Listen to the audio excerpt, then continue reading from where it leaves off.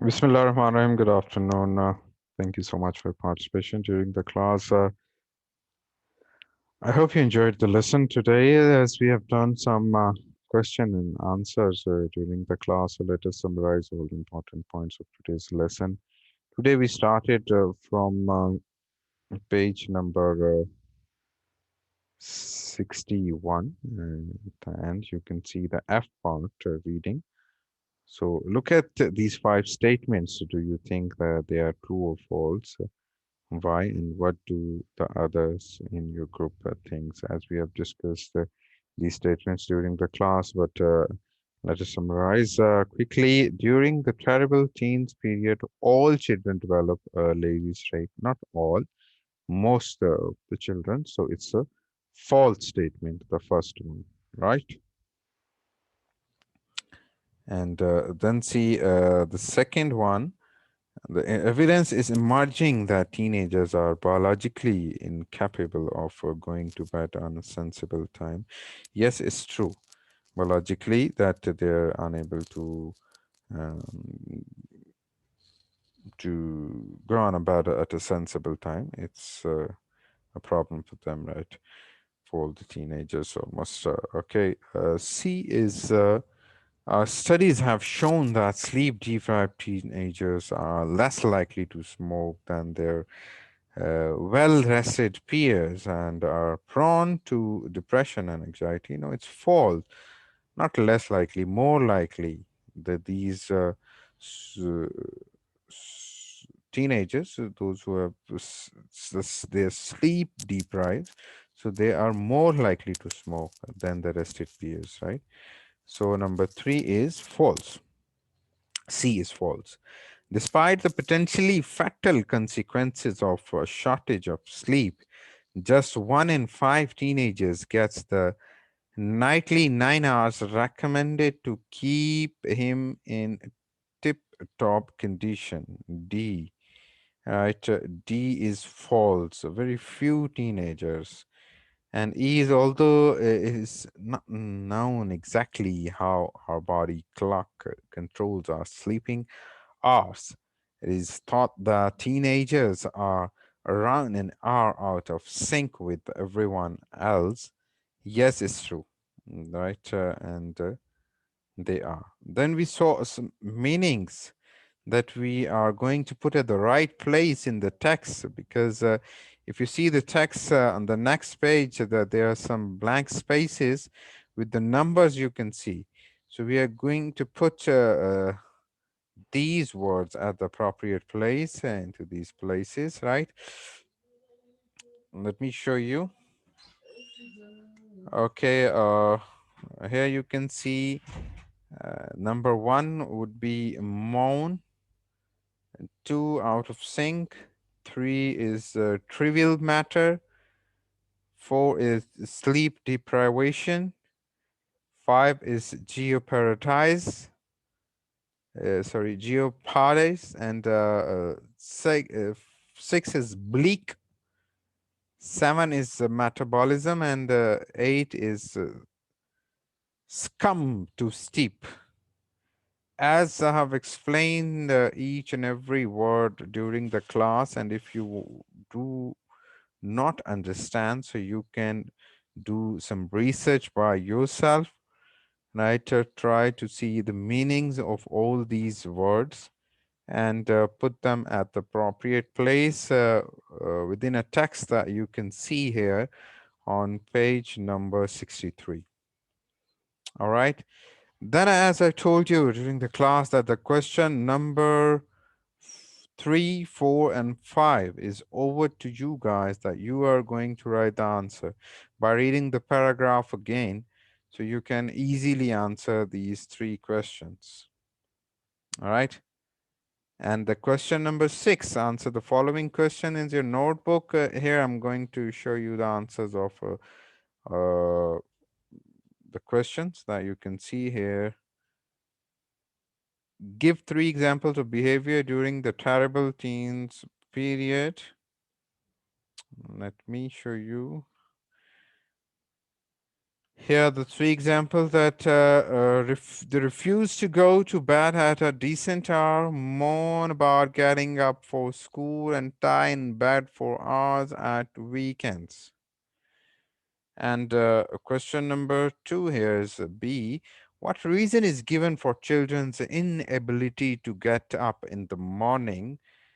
Here is a reason that it's a body clock is out of sync, right? Their body clock is out of sync. And let me say, there is a, not a steep, it's sleep here, yeah. Okay, the next question, as you can see here, what can sleep deprivation put at risk? So, future prospects and health and life. So, these issues can risen up just because of the deprivation of sleep, right? That if you are not taking sleep properly, so it can be very harmful for your future aspects. And why have some teachers never seen their students at their best? What's the reason behind this statement? That because teenager perform very poorly in the morning, as the study shows. There's a doctor that who advised that the classes should be start at 11 o'clock instead of 9, 8, or 7, right, in the morning, because the teenagers poorly performed in the morning. And you will agree with these statements, because that as soon as the you're spending the daytime at 11, 12 o'clock, you'll be feeling more energetic. But only those students, those who are sleep deprived, right? Here we can see the next question. What does Dr. Raff's research on animals show? That changing sleep cycle had shocking consequences on your life, right? Changing sleep cycle, because the one day you're sleeping, at 1 o'clock in the night, the other day you're sleeping 9 o'clock. So it's not good at all that if you're changing your sleep cycles, right? Okay. Then that what percentage of people who die in car accidents are aged between 16 to 25? What's the reason behind this? That they're teenagers, again, the sleep deprivation, and 50% of the accidents are happening because of teenagers, those who are aged between 16 and 25. Okay, when and where do you think teenagers might show symptoms of narcolepsy? So, in the morning, at the school, in the class, right? So they're showing us the symptoms of narcolepsy, means that they are sleeping, right? And they're not attentive at the time. Narcolepsy is a symptom that you cannot control the sleep at some time. You're just sitting in the class and you will be sleeping. You wherever you're driving and you'll be sleeping. So this is called the narcolepsy, right?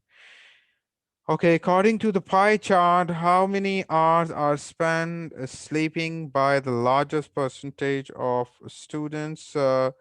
6 to 7 hours. 6 to 7 hours. And the last one, the give two pieces of information about how the human sleep cycle works, and two pieces of information about the how teenagers are different. So let me tell you that how the human sleep cycle works, that the hormones stimulated by the tight stop us. Wait a moment. It's not the tide, actually.